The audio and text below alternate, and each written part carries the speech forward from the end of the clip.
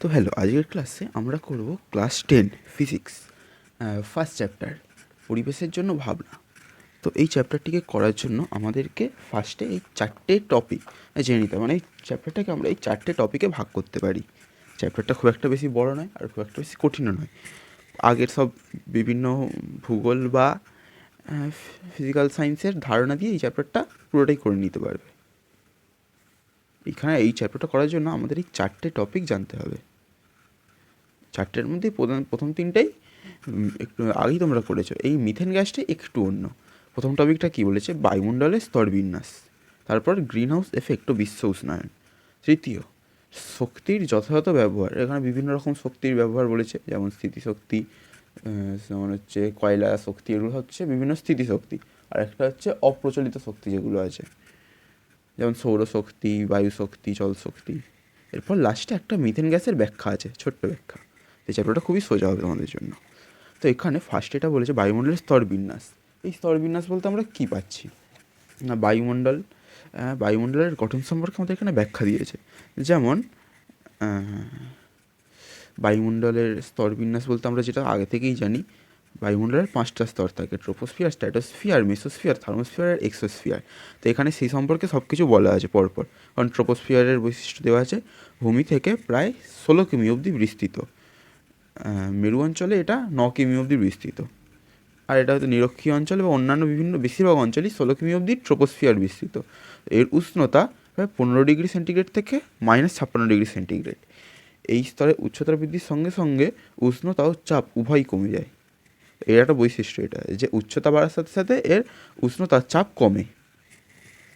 তারপরে এই স্তরে প্রতি 1 কিমি উচ্চতা বৃদ্ধির সঙ্গে সঙ্গে তাপমাত্রা 6.5 ডিগ্রি সেন্টিগ্রেড করে হ্রাস পায়।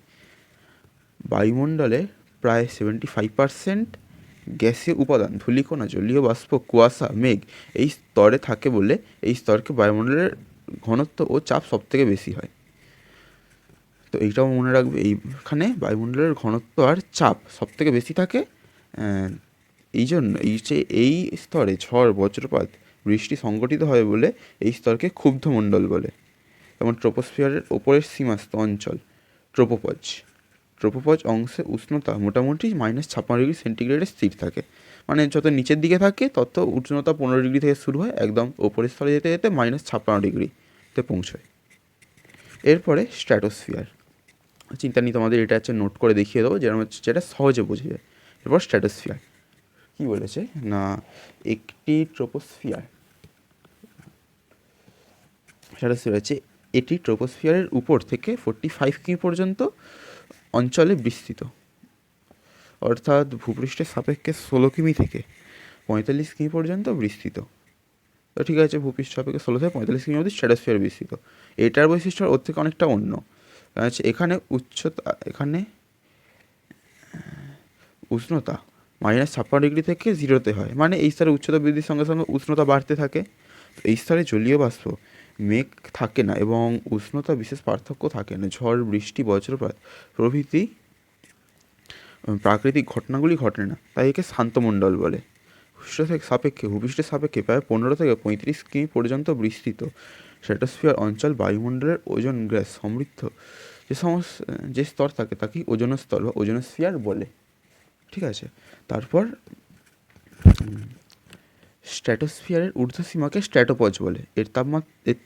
স্তরের তাপমাত্রা 10 ডিগ্রি সেন্টিগ্রেড। এরপর মেসোস্ফিয়ার কী বলেছে, স্ট্র্যাটোস্ফিয়ারের ওপরে থেকে 85 কিমি পর্যন্ত, অর্থাৎ ভূপৃষ্ঠের সাপেক্ষে 45 কিমি থেকে 85 কিমি পর্যন্ত বিস্তৃত স্তর হচ্ছে মেসোস্ফিয়ার স্তর। তো এইখানের উষ্ণতা 0 ডিগ্রি সেন্টিগ্রেড থেকে প্রায় -92 ডিগ্রি সেন্টিগ্রেড। মানে এই স্তরে আবার উষ্ণতা কমতে থাকে। তো উচ্চতা বৃদ্ধির সঙ্গে সঙ্গে উষ্ণতা ও চাপ উভয়ই কমে যায় এবং সর্বোচ্চ উচ্চতায় উষ্ণতা কমে প্রায় 92 ডিগ্রি সেন্টিগ্রেড। এটি বায়ুমণ্ডলের সর্বনিম্ন তাপমাত্রা। ঠিক আছে, মানে এই স্তরে সর্বনিম্ন তাপমাত্রা দেখা যায়। মেসোস্ফিয়ারের ঊর্ধ্বসীমাকে মেসোপজ বলে। তো এর স্তরের তাপমাত্রা সর্বোচ্চ স্তরে -92 ডিগ্রি সেন্টিগ্রেড হয়। এরপর থার্মোস্ফিয়ার, এটি মেসোস্ফিয়ারের উপর থেকে 500 কিমি পর্যন্ত বিস্তৃত। ভূপৃষ্ঠের সাপেক্ষে 85 কিমি থেকে 500 কিমি পর্যন্ত বিস্তৃত। উষ্ণতা 92 ডিগ্রি সেন্টিগ্রেড থেকে প্রায় 1200 ডিগ্রি সেন্টিগ্রেড হয়। তো তো এই অঞ্চলে সূর্য ও মহাবিশ্বের অন্যান্য অংশ থেকে আসা অতিবেগুনি রশ্মি এক্স রে গামা রশ্মি মহাজাগতিক রশ্মি শোষিত হয়, ফলে উষ্ণতা দ্রুত বৃদ্ধি পায়। এছাড়াও আন্তর্জাতিক স্পেস স্টেশনের কক্ষপথে এই স্তর ভূপৃষ্ঠ থেকে 320 থেকে 380 কিমি উচ্চতায় অবস্থিত। মানে আন্তর্জাতিক স্পেস স্টেশন এই স্তরেই অবস্থিত, কিন্তু আমাদের যে উপগ্রহগুলি এই স্তরে কিন্তু অবস্থিত নয়। এই স্তরে শুধুমাত্র আন্তর্জাতিক স্পেস স্টেশন অবস্থিত, এটা মনে রাখবে। আর এই স্তরেই মেরুজ্যোতি দেখা যায়, ঠিক আছে। তো থার্মোস্ফিয়ারের পরে যে এক্সোস্ফিয়ার আছে, এক্সোস্ফিয়ারে কৃত্রিম উপগ্রহ আর মহাকাশ স্টেশন স্তর অবস্থিত। তো এই দুটো মনে রাখবে, দুটো আলাদা কিন্তু। থার্মোস্ফিয়ারে আন্তর্জাতিক স্পেস স্টেশন এর কক্ষপথ এই স্তরে অবস্থিত, আর এক্সোস্ফিয়ারে কৃত্রিম উপগ্রহ আর মহাকাশ স্টেশন অবস্থিত।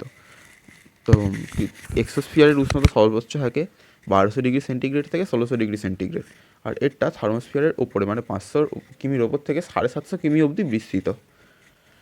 আর এক্সোস্ফিয়ার যে জায়গায় যুক্ত হয় তাকে থার্মোপজ বলে। আর এখানে আরও একটা বলে দিয়েছে ম্যাগনেটোস্ফিয়ার। এটা হচ্ছে এইটা সাধারণত থাকে না, কিন্তু এইটা একটা বলেছে। এটা ম্যাগনেটোস্ফিয়ার কি না, একদম বায়ুমণ্ডলের শেষ সীমা, প্রায় 10,000 কিমি পর্যন্ত বিস্তৃত, আর এর উষ্ণতা 1600 ডিগ্রি সেন্টিগ্রেডের থেকেও বেশি থাকে। তো আমরা এই যে ভাগগুলো পড়লাম, এই ভাগগুলোকে তোমরা সহজভাবে মনে রাখবে কী করে, অথবা এইখান থেকে তোমরা কী করে ওয়ান শট নোট বানাবে, মানে যাতে তোমরা একবার দেখলেই মনে রাখতে পারো। তো সেই ট্রিকটা তোমাদের দেখিয়ে দিই। যেমন এখানে দেখো, আমরা এই যে 5টা বায়ুমণ্ডলীয় স্তরের ভাগ করে নিয়েছি। তো এই 5টা বায়ুমণ্ডলীয় স্তরের মধ্যে আমরা যেটা ফার্স্টে কমন পাবো, মানে যেটা ফার্স্টে পার্থক্য পাবো, সেটা হচ্ছে প্রথমটার উচ্চতা কি 0 থেকে 16 কিমি, ট্রোপোস্ফিয়ারের উচ্চতা 0 থেকে 16 কিমি। স্ট্র্যাটোস্ফিয়ারের উচ্চতা 16 থেকে প্রায় 50 কি 45 কিমি, 45 কিমি। মেসোস্ফিয়ারের উচ্চতা এরপর থেকে প্রায় 85 কিমি, 45 থেকে 85 কিমি, 85 কিমি, ঠিক আছে। এরপরে থার্মোস্ফিয়ারের উচ্চতা 85 থেকে 500 কিমি অবধি প্রায়। এক্সোস্ফিয়ার 500 থেকে 750 কিমি, ঠিক আছে। তো এইটা আমরা ফার্স্ট ভাগ যেটা পাচ্ছি। তো এবারে আমরা সেকেন্ডে এটা পাচ্ছি না, ট্রোপোস্ফিয়ারের উষ্ণতা। তো এখানের উষ্ণতা থাকে কত না 15 ডিগ্রি সেন্টিগ্রেড থেকে -56 ডিগ্রি সেন্টিগ্রেড, ঠিক আছে। এখানের উষ্ণতা থাকে 15 ডিগ্রি সেন্টিগ্রেড থেকে -56 ডিগ্রি সেন্টিগ্রেড উষ্ণতা। এরপরে তো এইখানে কী হয় না, উষ্ণতার যে বৈশিষ্ট্যটা, উচ্চতা বৃদ্ধির সাথে সাথে উষ্ণতা এই স্তরে হ্রাস পায়, আমরা পড়েছি এটা। তো ওটাকেও আমরা এটাকে ছোটো করে ব্যাখ্যায় লিখতে পারি, উচ্চতা বৃদ্ধি উষ্ণতা হ্রাস, ঠিক আছে। তো এই স্তরে উচ্চতা বৃদ্ধির সাথে সাথে উষ্ণতা হ্রাস পায়, ট্রোপোস্ফিয়ার। এরপর স্ট্র্যাটোস্ফিয়ারে আবার উল্টো হয়। এইখানে যে -56, এক কাজ করে এটা ব্যাকেটে রাখি, বোঝা যায় -56। তো এইখানে আবার -56 ডিগ্রি থেকে আবার 0 ডিগ্রিতে চলে আসে, -56 ডিগ্রি সেন্টিগ্রেড থেকে 0 ডিগ্রি সেন্টিগ্রেড। তো এই স্তরে উচ্চতা বৃদ্ধির সাথে সাথে উষ্ণতাও বৃদ্ধি পায়, মানে ঠিক উল্টো।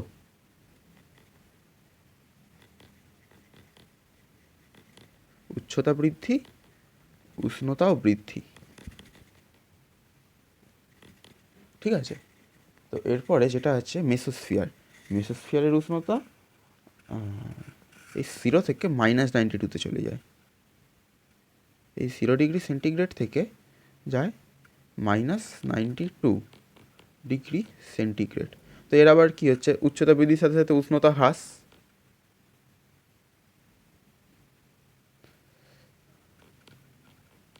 উচ্চতা বৃদ্ধি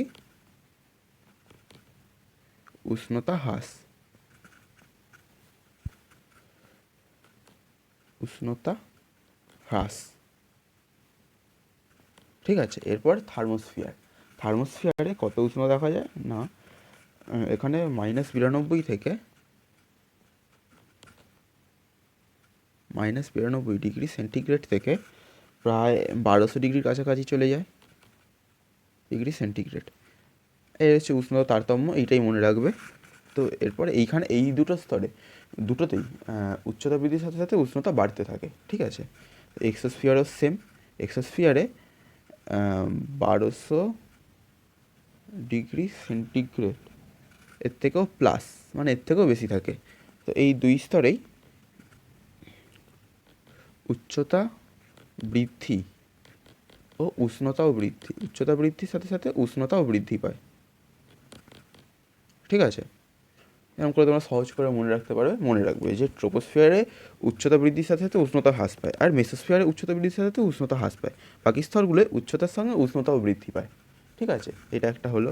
তো এরপরে তোমরা আরেকটা যে জিনিসটা মনে রাখবো সেটা হচ্ছে বৈশিষ্ট্য। এটা হচ্ছে দুটো তিনটে স্তরের বৈশিষ্ট্য যেহেতু, তাই এটা হচ্ছে সবসময় একসঙ্গে এরকম পার্থক্যের মধ্যে দিয়ে মনে রাখা দরকার। মনে রাখতেও পারো, চাইলে আলাদা করে মনে রাখতে পারো। তোমাদেরকে তো আলাদা করেই দেখাচ্ছি আমি। যেমন যেটা ট্রপোস্ফিয়ার আছে, এর বৈশিষ্ট্য আছে। ট্রোপোস্ফিয়ারের বৈশিষ্ট্য,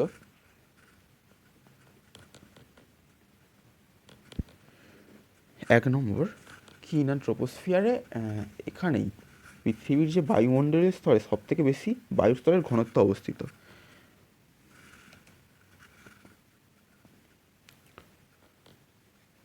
তো বায়ুমণ্ডলের বেশিরভাগ অংশ এই স্তরে অবস্থিত।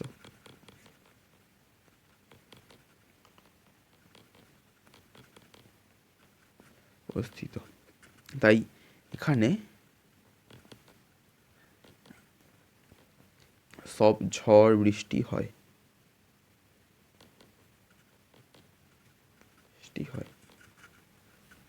তাই এই অঞ্চল কি না ক্ষুব্ধ, তাই এইটি ক্ষুব্ধ মণ্ডল নামে পরিচিত। ক্ষুব্ধ মণ্ডল নামে পরিচিত, ঠিক আছে। তো এখানে কেন পড়েছে, যেহেতু এখানে বায়ুর ঘনত্ব বেশি, তাই জন্য এখানে ঝড় বৃষ্টি হয়ে থাকে। আর এই ঝড় বৃষ্টির জন্য এই অঞ্চলটা ক্ষুব্ধমণ্ডল নামে পরিচিত হলো। তো ট্রোপোস্ফিয়ারের পরে আরেকটা আছে স্ট্র্যাটোস্ফিয়ার। স্ট্র্যাটোস্ফিয়ারের বৈশিষ্ট্য,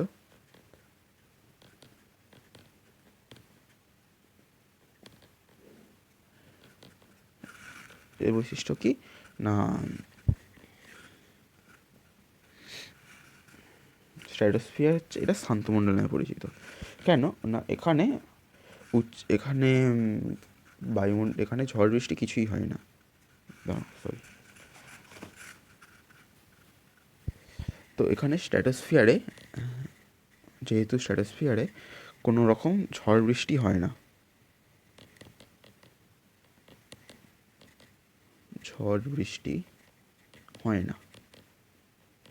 বলে একে শান্তমণ্ডল বলে।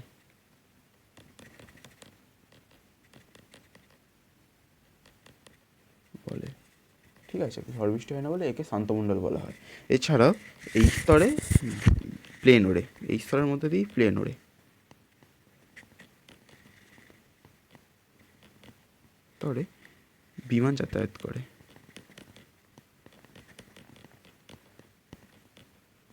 এই স্তরের মধ্যে দিয়েই বিমান যাতায়াত করে। এছাড়া এখানে ওজন স্তরও এই স্তরেই দেখা যায়।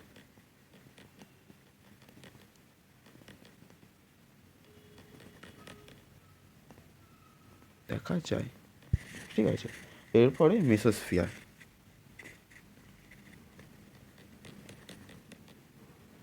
মেসোস্ফিয়ারে কি হয় না,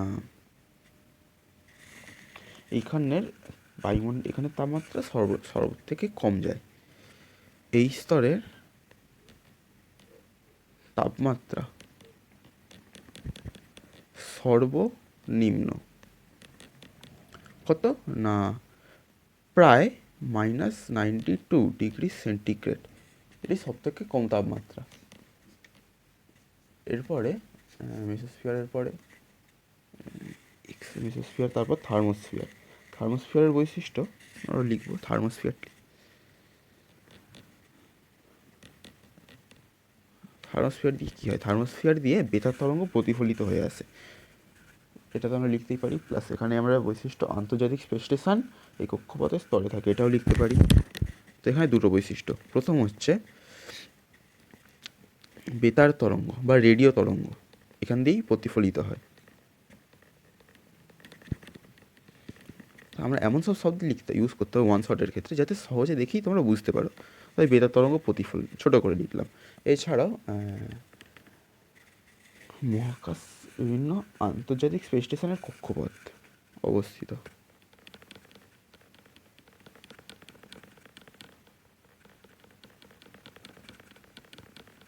স্টেশন অবস্থান, ঠিক আছে। আন্তর্জাতিক স্পেস স্টেশন অবস্থিত এই স্তরেই হলো থার্মোস্ফিয়ার। এরপর সব থেকে শেষ স্তর এক্সোস্ফিয়ার। তো এক্সোস্ফিয়ারের বৈশিষ্ট্য আমরা খুব কী বলতে পারি, এখান দিয়ে মহাকাশ যান বা কৃত্রিম উপগ্রহ চলাচল করে। এক্সোস্ফিয়ার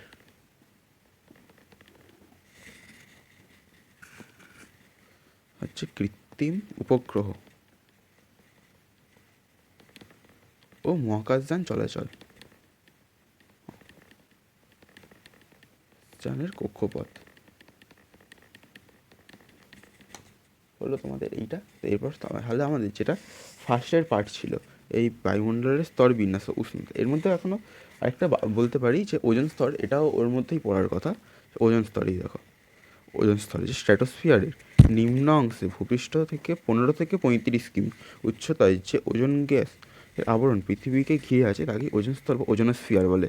তো ওজোন স্তরটা কিসে অবস্থিত না স্ট্র্যাটোস্ফিয়ারে অবস্থিত, মনে রাখবে, কারণ স্ট্র্যাটোস্ফিয়ারের উচ্চতা আমরা কত জেনেছিলাম 16 থেকে 45 কিমি অবধি, তাহলে ওজোন স্তর স্ট্র্যাটোস্ফিয়ারেই অবস্থিত। এখানে আরেকটা বলেছে জিনিস বলেছে যে উচ্চতা ভেদে চাপের তারতম্য, ভূপৃষ্ঠ থেকে উচ্চতা বৃদ্ধির সাথে সাথে উচ্চতা বৃদ্ধি পেলে বায়ুর চাপও কমতে থাকে। ভূপৃষ্ঠ থেকে প্রতি 1 কিমি উচ্চতা বৃদ্ধির জন্য 8.5 সেমি পারস্তম্ভের হারে চাপ কমে যায়, ঠিক আছে। তো এরপরে ওজোন স্তরের উৎপত্তি কী করে ঘটে, ওজোন স্তরের উৎপত্তি সম্পর্কে বলেছে, এটা তোমরা চাইলে মনে রাখতেও পারো, খুব বেশি ইম্পর্টেন্ট কোয়েশ্চেন যে তা নয়, এটা মনে রাখতে পারো। ওজোন স্তরের ঘনত্ব কত, ওজোন স্তরের ঘনত্ব হয় 450 ডিইউ বা ডবসন ইউনিট। ওজোন স্তরের ঘনত্ব এটা 450 ডবসন ইউনিট।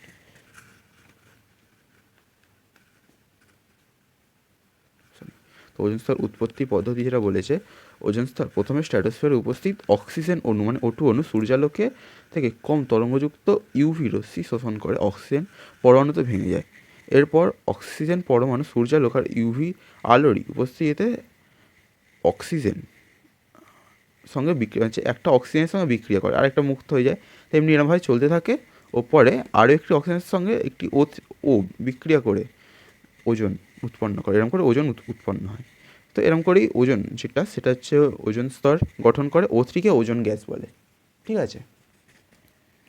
তো আবার ওজনের অণু বেশি তরঙ্গ দৈর্ঘ্যযুক্ত অতিবেগুনি রশ্মি শোষণ করে অক্সিজেন অণুতে পরিণত হয়, মানে এরমভাবে ব্যালেন্স থাকে। O3 যেটা সূর্যালোক আর ইউভি রশ্মি বেশি তরঙ্গযুক্ত শোষণ করে অক্সিজেন আর ও পরমাণুতে ভেঙে যায়, ঠিক আছে। তো সেম আবার আরেকটা O3 থেকে O3-র সঙ্গে ও যুক্ত হয়ে O2 ভাবে ছেড়ে যায়, দুটো পদ্ধতিতে। চাইলে এটা মনে রাখতে পারো, খুব বেশি ইম্পর্টেন্ট নয় এই কোয়েশ্চেনটা। তো তাকে এখানে যেটা বলে দিয়েছে, এর ফলে একটি গতিশীল সাম্যাবস্থার সৃষ্টি হয় এবং স্ট্র্যাটোস্ফিয়ারে O3 গ্যাসের পরিমাণ স্থির থাকে। মানে একটা সাম্যাবস্থা বজায় রাখার জন্য এই প্রক্রিয়া চলতে থাকে বারংবার। এবারে এরপর বলেছে ওজোন স্তর ধ্বংস, বা এবারে যেটা পার্টটা বলেছিলাম যে গ্রিন হাউস এফেক্ট ও বিশ্ব উষ্ণায়ন, এই পার্টের মধ্যে এবারে জিনিসগুলো পড়বে। তো এর মধ্যে কী আছে না, ফার্স্ট আছে ওজোন স্তর ধ্বংস। এবারে কী গ্যাসের জন্য, NO2 এবং CFC এর ভূমিকা। তো এগুলো জানি আমরা গ্রিন হাউস গ্যাস। তো প্রকৃতি ও মনুষ্য সৃষ্টির কারণে ওজোন গ্যাস সৃষ্টির তুলনায় ধ্বংস বেশি হওয়ায় স্ট্র্যাটোস্ফিয়ার অন্তর্গত ওজোন স্তর প্রায় সর্বত্র কম বেশি পাতলা হয়ে যাচ্ছে, একে ওজোন স্তরের ধ্বংস বলে। ওজোন স্তরের ধ্বংস বলতে আমরা কী বলছি না, এইসব গ্যাসগুলো ওজনের সঙ্গে বিক্রিয়া করে, মানে ওজোন স্তরের সঙ্গে বিক্রিয়া করে তা ধ্বংস করে আবার অক্সিজেনে পরিণত করে দিচ্ছে, যার ফলে ওজোন স্তরটার ঘনত্ব পাতলা হয়ে যাচ্ছে, স্বাভাবিকের তুলনায় বেশি পরিমাণ ধ্বংস হয়ে গেলে ঘনত্ব পাতলা হয়ে যাবে, সেই কারণে। তো কী বলছে, প্রাকৃতিক মনুসৃষ্টির কারণে ওজোন গ্যাস সৃষ্টির তুলনায় ধ্বংস বেশি হওয়ায় স্ট্র্যাটোস্ফিয়ারের অন্তর্গত ওজোন স্তরটি প্রায় সর্বত্র কম বেশি পাতলা হয়ে যাচ্ছে। একেই ওজোন স্তরের অবক্ষয় বলে। তো ওজোন স্তরের এই বিন্যাস ফলে ওজোন গহ্বর সৃষ্টি হয় বা ওজোন হোল যেটা বলে। ঠিক আছে, তো ওজোন স্তর ধ্বংসের উপর প্রধানত কিসের প্রভাব আছে দেখো।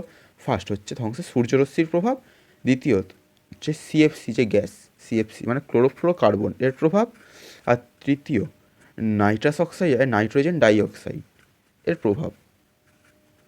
তো দেখি আমরা এক এক করে এই যে এইখানে এই খালি কিসের প্রভাবে এইগুলির মনে রাখতে পারো, এর এতটা ব্যাখ্যা না পড়লেও চলবে, পড়া দরকার নেই, ছেড়ে দাও। তো খালি মনে রাখবে ওজোন স্তর ধ্বংস কিসের কিসের জন্য হয়, মানে কোন কোন গ্যাসের প্রভাবে ওজোন স্তরটা ধ্বংস হয়, এটা খালি মনে রাখবে। তো যেহেতু ওয়ান শটে তোমরা লিখে দিই এখানে। আর একটা পয়েন্ট যে ওজোন স্তর ধ্বংস হয় নাইট্রোজেন ডাইঅক্সাইড আর ক্লোরোফ্লুরোকার্বন এর প্রভাবে। ঠিক আছে,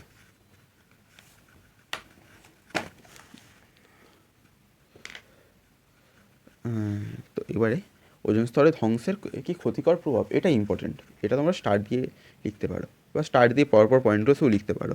তো ওজোন স্তর ধ্বংসের ফলে যে যে ক্ষতিগুলো মানবকুলে হয়ে থাকে বা জীবকুলে দেখা যায় সেগুলো হচ্ছে, ওজোন স্তর প্রাকৃতিক সৌরপর্দা রূপে কাজ করে।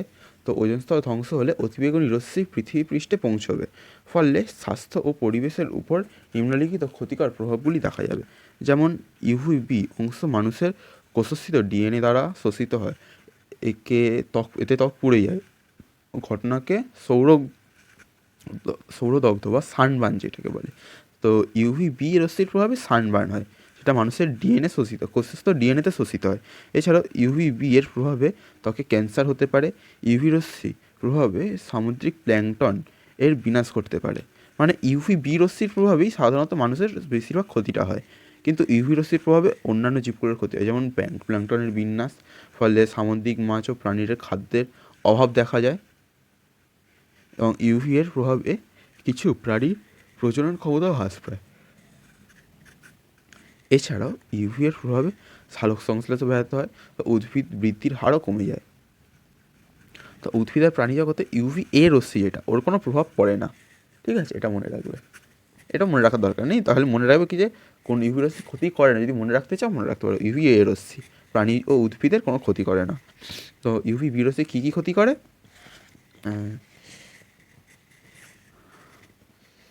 তো এখানে আমরা কীরকম করে মনে রাখতে পারি, এরকম ওজোন স্তর ধ্বংসের ফলে ক্ষতি।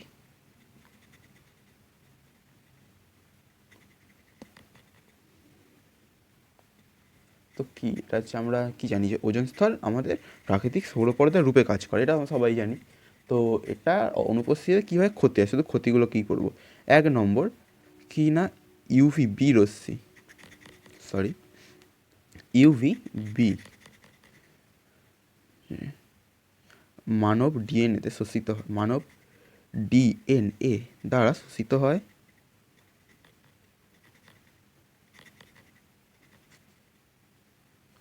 ইউভি বিরশ্মি মানব ডিএনএ দ্বারা শোষিত হয় ও কী করে, মানব ডিএনএ দ্বারা শোষিত হয়ে ত্বককে পুড়িয়ে দেয়, শোষিত হয় ও ত্বক পুড়িয়ে দেয়। এছাড়াও ইউভি রশ্মির প্রভাবে ত্বকে ক্যান্সার হয়, এছাড়া ত্বকে ক্যান্সার। ঠিক আছে, তো ইউভি রশ্মির প্রভাবে মানবদেহে কী কী হয় না, ত্বক পুড়িয়ে দেয় আর ত্বকের ক্যান্সার দেখা যায় ইউভি রশ্মির প্রভাবে। এছাড়াও ইউভি রশ্মি অন্যান্যভাবে প্রভাবিত করে। ইউভি রশ্মি সামুদ্রিক প্ল্যাঙ্কটনকে মেরে দেয়, সামুদ্রিক প্ল্যাঙ্কটন এর সামুদ্রিক প্ল্যাঙ্কটন বৃদ্ধিতে বাধা দেয়। ঠিক আছে, তো এর ফলে সমুদ্রের যে ইকোসিস্টেম চেঞ্জ যেটা বা খাদ্য চেঞ্জ যেটা সেটা বাধা পায়। খাদ্য চেন যেটা তোমার বায়োলজিতে পড়েই থাকবে। খাদ্য চেন কী জিনিস? তো এই খাদ্য চেন মানে হচ্ছে যে নিম্ন শ্রেণীর প্রাণী উচ্চ শ্রেণীর প্রাণী, উচ্চ শ্রেণীর প্রাণীরা নিম্ন শ্রেণীর প্রাণীদের খেয়ে বেঁচে থাকে, ওটাই খাদ্য চেন। তো ওটা নষ্ট হয়। এছাড়াও কিছু প্রাণীতে প্রজনন ক্ষমতা হ্রাস পায়।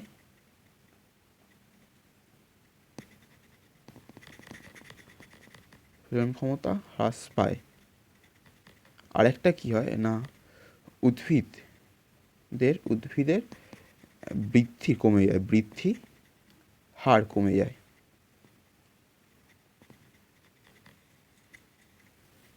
তো এইটা তো বললাম আমরা যে ধ্বংসকারী প্রভাব, মানে হচ্ছে বিভিন্ন ক্ষতিকারক গ্যাস। এবারে গ্রিন হাউস এফেক্টটা আসলে কী জিনিস? গ্রিন হাউস এফেক্টটা কিন্তু শুধু এরকম ধ্বংসের মধ্যে পড়ে। গ্রিন হাউস এফেক্ট বলতে আসলে যেটা বোঝায় সেটা হচ্ছে প্রাকৃতিক উষ্ণতা বৃদ্ধি, প্রাকৃতিক উষ্ণতা বিভিন্ন গ্যাসের কারণে।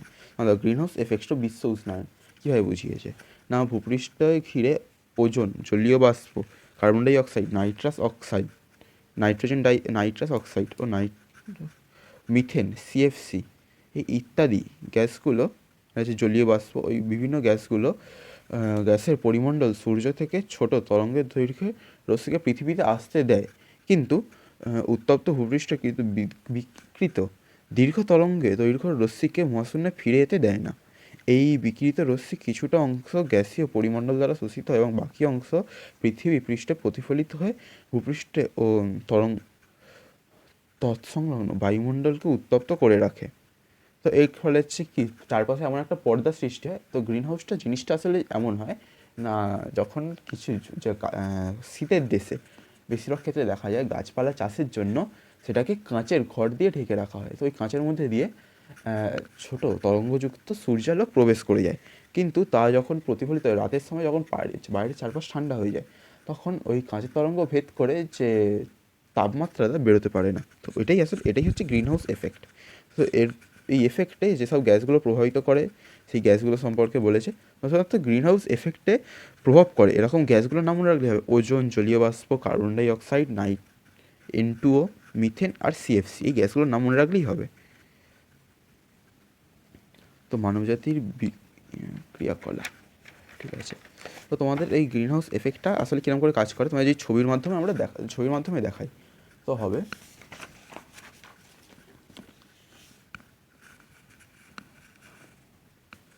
যে এটা আমরা হচ্ছে এটা হচ্ছে পৃথিবীর ভূমিধচ্ছি, এটা ভূপৃষ্ঠ,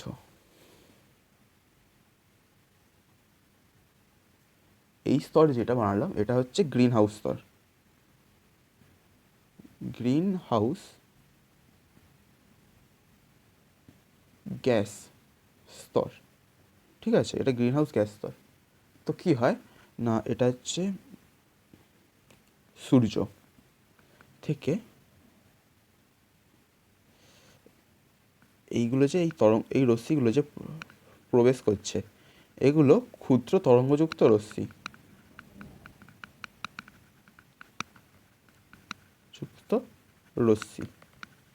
ঠিক আছে। তো এটা এরকম প্রবেশ করার পর এটা যখন প্রতিফলিত হয়ে এরকম বেরোতে যাচ্ছে, এর কিছু অংশ বেরিয়ে যাচ্ছে আর কিছু অংশ প্রতিফলিত হয়ে আবার ভূমির দিকে চলে আসছে। তো এইটা যেটা প্রতিফলিত হচ্ছে এটা হচ্ছে বৃহৎ তরঙ্গযুক্ত রশ্মি,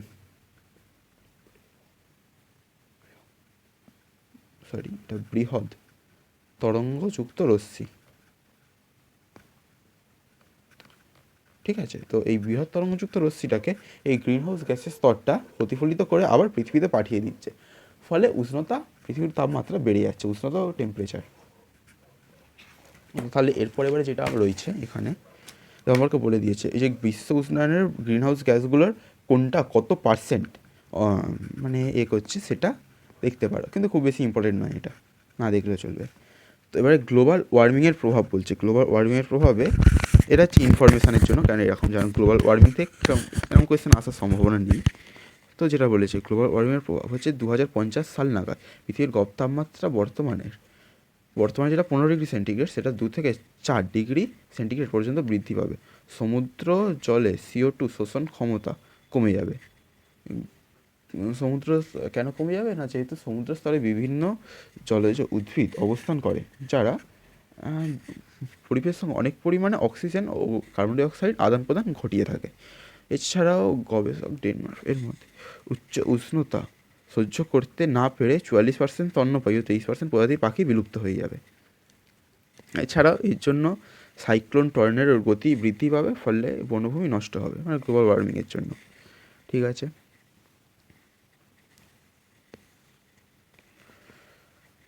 তো দেখো এখানে কি বলেছে না, ক্লোরোফ্লোরোকার্বন এটি বায়ুমণ্ডল উষ্ণতার ক্ষমতা সর্বাধিক, সিএফসি। এটা মনে রাখতে পারো যে সিএফসি বায়ুমণ্ডলকে উষ্ণকরণের ক্ষমতা সর্বাধিক। একটি সিএফসি অণু 10,000 সংখ্যক CO2 অণুর মতো মোট উষ্ণকরণ ক্ষমতা সমান, মানে উষ্ণতার প্রতিফলন করতে সক্ষম। ঠিক আছে, এখানে গ্রিন হাউসের প্রভাব কমানোর বিভিন্ন উপায় বলেছে। তো কী কী উপায় হতে পারে, যেমন এই সিএফসির ব্যবহার কমিয়ে, এছাড়াও বিভিন্ন গাছপালা লাগিয়ে বন জঙ্গলকে রক্ষা করে, এছাড়াও যে চিরাচরিত শক্তি থেকে অচিরাচরিত শক্তিগুলোকে, যেমন সৌরশক্তি, তাপশক্তি, জলশক্তি ইউজ করে আর কি, এরকম বিভিন্ন কারণে হয়ে থাকে, যেটা বেশিরভাগ সময় তোমরা জানো। তো গ্রিন হাউস প্রভাবের সুফল, গ্রিন হাউসের ফলে কী কী ভালো জিনিস হতে পারে। তো এটা হচ্ছে তোমরা মনে করবে গ্রিন হাউস হয়তো খুবই বাজে জিনিস একটা গ্রিন হাউস এফেক্টটা, কিন্তু না, এটা হচ্ছে গ্রিন হাউস গ্যাস না থাকলে পৃথিবীর গড় উষ্ণতা দাঁড়াতো -23°C। এই উষ্ণতা জীবজগতের অস্তিত্বের পক্ষে অনুকূল নয়। তো গ্রিন হাউস এফেক্টের ফলে পৃথিবীর গড় তাপমাত্রা আরও 32°C বৃদ্ধি পেয়ে 15-তে এসে পৌঁছে, যা জীবজগতে বাঁচার পক্ষে সহায়ক। মানে এই গ্রিন হাউসের প্রভাবেই পৃথিবীর গড় তাপমাত্রাটা বজায় আছে, কিন্তু এর গ্যাসের পরিমাণ এবার এত পরিমাণে বেড়ে যাচ্ছে যে তাপমাত্রাটা মাত্রা আধিক হয়ে যাচ্ছে হলো। তো এরপরে আমরা যেটা থার্ড জিনিসটা পড়বো এবারে, সেটা হচ্ছে শক্তির যথাযথ ব্যবহার সম্পর্কে আমরা পড়বো। এবার শক্তির যথাযথ ব্যবহার সম্পর্কে এখানে কি বলেছে, জীবাশ্ম জ্বালানি বা ফসিল ফুয়েল প্রাকৃতিক বিপর্যয়ের ফলে মাটির নিচে উদ্ভিদ প্রাণী চাপা পড়ে ও লক্ষ লক্ষ বছর ধরে সেগুলো চাপেও তাপে ব্যাকটেরিয়া দ্বারা পচনের ফলে ক্রমশ রাসায়নিকভাবে পরিবর্তিত হয়ে কয়লা, পেট্রোলিয়াম ও প্রাকৃতিক গ্যাস জ্বালানির রূপে রূপান্তরিত হয়। এইসব জ্বালানিগুলিকে জীবাশ্ম জ্বালানি বলে। এগুলো তোমরা জানো, তাই এগুলো আবার করে সময় নষ্ট করবো না, এগুলো অ্যাড করে, কারণ এগুলো বেশিরভাগই সবাই জানো এই সম্পর্কে, কী করে জীবাশ্ম জ্বালানি তৈরি হয়। জ্বালানি তাপন মূল্য, এটা তোমরা শিখবে এখানে। তাপন মূল্য বলতে কী বোঝায়, একক ভরের কোনো কঠিন বা তরল জ্বালানি অথবা এই এসটিপি একক আয়তনের কোনো গ্যাসীয় জ্বালানি সম্পূর্ণ দহনে যে পরিমাণ তাপশক্তি উৎপন্ন হয় তাকে জ্বালানি তাপন মূল্য বা ক্যালোরিফিক মান বলে। জ্বালানি মূল্য মানে কি, দহন মূল্য মানে কি না, একক পরিমাণে জ্বালানি যে দহনের ফলে যে পরিমাণে শক্তি উৎপন্ন হচ্ছে। তো এর এককগুলো দেখতে পারো, কিলোজুল, জুল পার কেজি, সিজিএসে ক্যালোরি পার গ্রাম। এইগুলো থেকে তোমাদের যেগুলো মনে রাখতে হয়, আসলে তাপন মূল্য কার সব থেকে বেশি, অথবা চাইলে তোমরা বিভিন্ন গ্যাসে তাপন মূল্য মনে রাখতে পারো।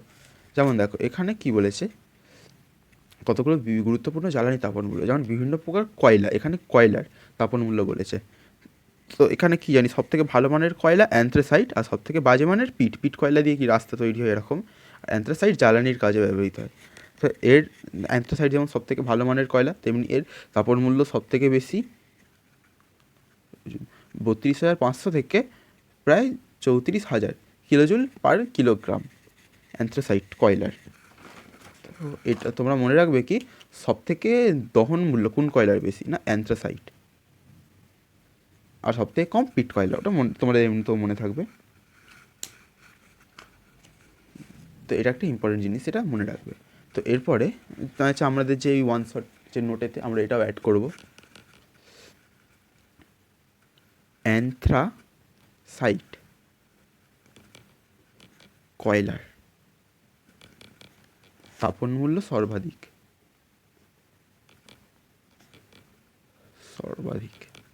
কত না, 32,500 থেকে 34,000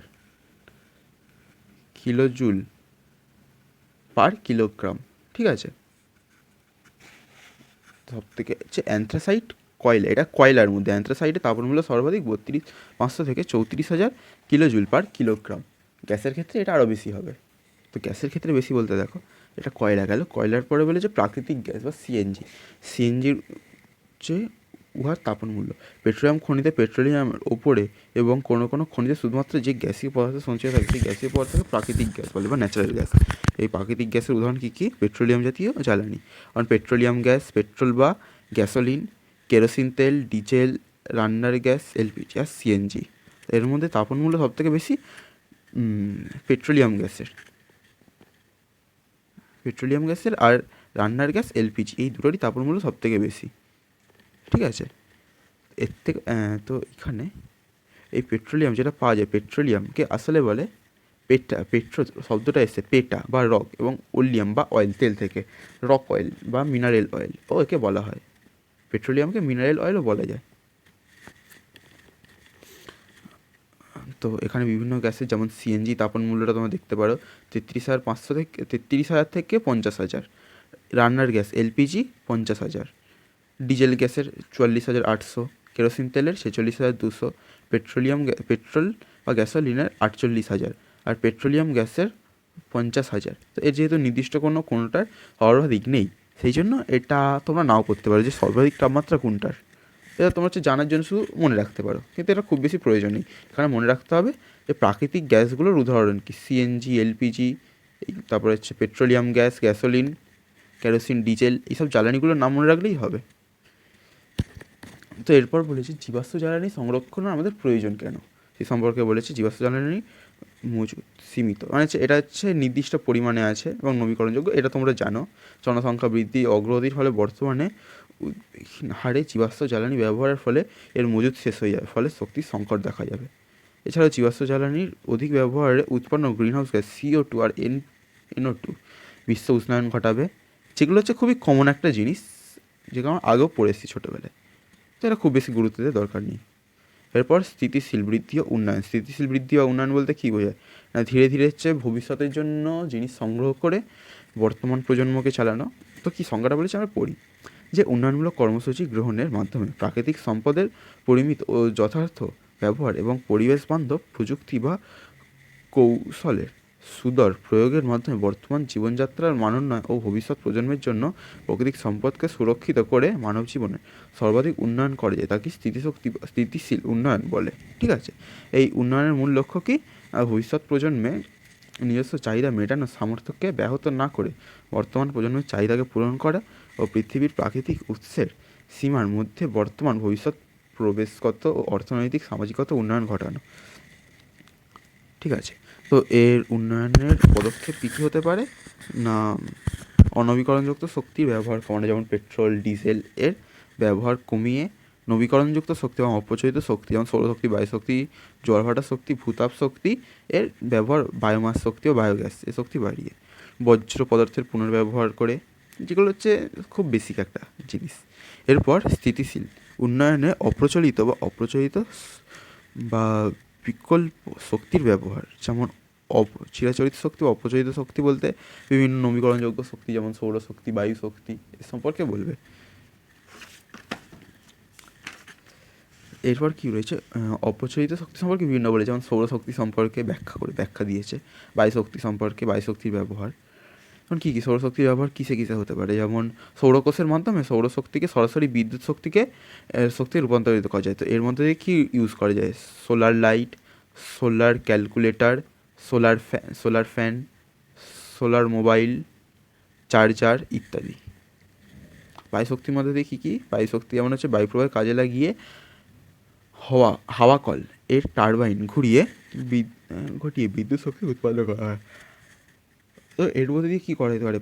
এর মধ্যে দিয়ে এটা পাম্প করে ভূগর্ভস্থ জল তোলা হয়, রাস্তাঘাট আলোকিত করা হয়, শস্য সংরক্ষণের জন্য শীততাপ যন্ত্র চালু রাখা হয়।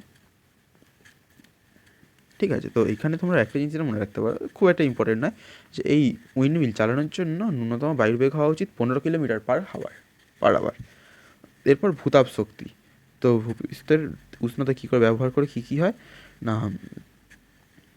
চাপ হচ্ছে ভূগর্ভস্থ অত্যন্ত উত্তপ্ত জলকে উপরে নিয়ে এসে চাপ কমিয়ে দেওয়া হয়। এর ফলে প্রচুর পরিমাণে অতি উত্তপ্ত স্টিম উৎপন্ন। এই স্টিমের সাহায্যে টারবাইনের চাকায় যে স্টিম লাগিয়ে, তারা তোমাদের বড় করে দেখায়, এই টারবাইনের যে চাকা, এই চাকায় যে স্টিমটা লাগিয়ে এই স্টিমের চাপে টারবাইনটা খুব জোরে ঘুরতে থাকে। এর ফলে ভূতাপ শক্তি থেকে যে বিদ্যুৎ উৎপন্ন হয়।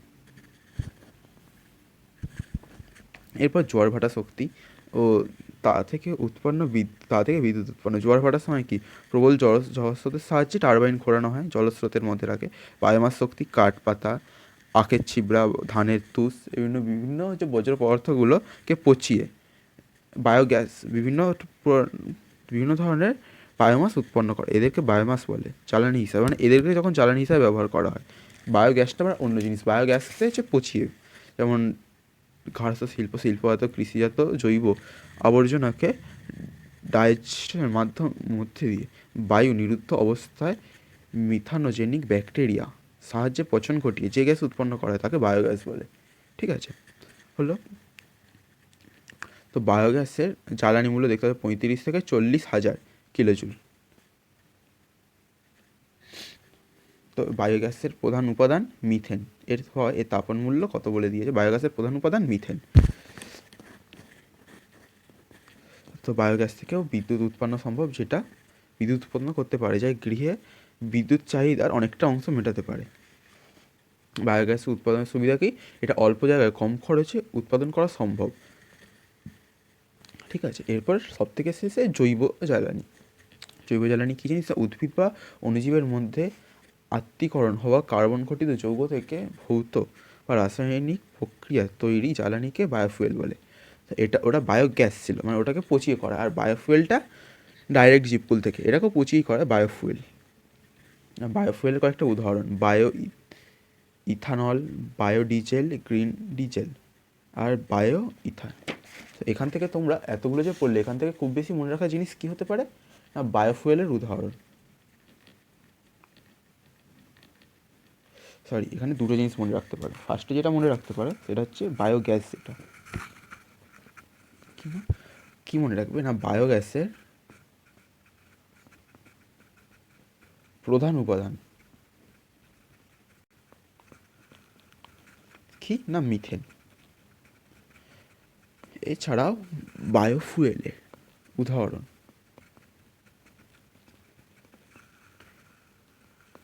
কি হতে পারে না, বায়ো ইথানল,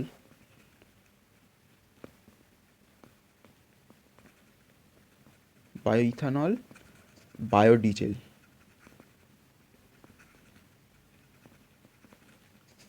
এছাড়াও গ্রিন ডিজেল, বায়োডিজেল আর গ্রিন ডিজেল প্রায় একই জিনিস।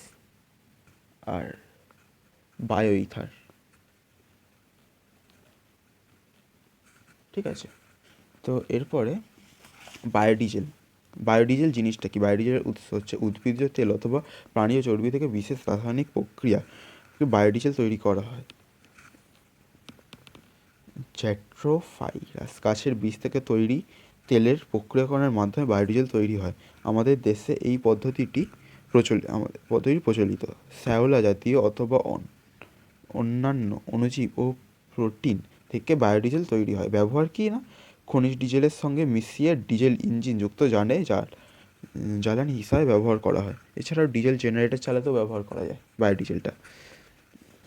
তো এবার সব থেকে শেষ জিনিস যেখানে আমরা চলে এসেছি, যেটা আমরা মিথেন গ্যাস, শেষ পার্টে। এটা খুব একটা বড়, এটা খুবই ছোটো জিনিস কিন্তু মনে রাখার জিনিস। এইটাই সব থেকে ইম্পর্টেন্ট জিনিস, সেটা বলতে পারি। তো মিথেন গ্যাসটা কোথায় পাওয়া যায়, কয়লা খনির মিথেন গ্যাস সম্পর্কে যেটা বলেছে। কয়লায় কঠিন স্তরে মধ্যে যে মিথেন গ্যাস অধিশোষিত অবস্থায় থাকে তা কয়লা খনির মিথেন নামে পরিচিত বা কোল বেড মিথেন নামে বলা হয়। এটি প্রাকৃতিক গ্যাসের একটি রূপ। এতে সামান্য পরিমাণ CO2 থাকে। এর মধ্যে শরীর ও পরিবেশের উপর ক্ষতিকারক কোনো গ্যাস না থাকার জন্য একে সুইট গ্যাস বলে। ঠিক আছে, তো এটাও একটা মনে রাখার জিনিস। সুইট গ্যাস কাকে বলে না, কয়লা খনির মিথেনকে।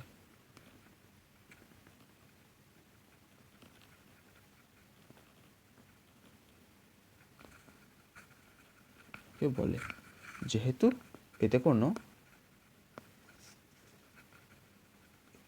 এতে কোনো ক্ষতিকারক গ্যাস থাকে না।